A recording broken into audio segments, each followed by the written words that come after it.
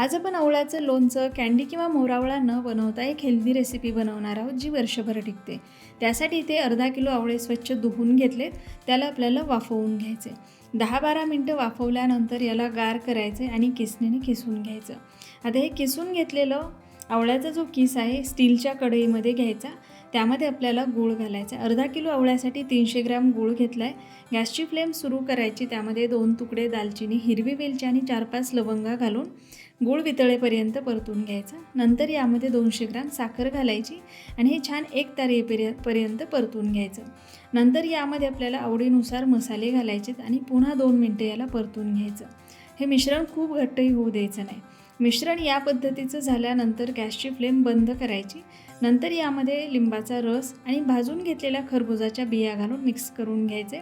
मिश्रण गार करायचं आणि याला बरणीमध्ये भरून ठेवायचं. तर मस्त अशी ही रेसिपी तयार झालेली आहे. तुम्ही याला चटणी म्हणाल की चुंदा हे मला कमेंट करून नक्की सांगा.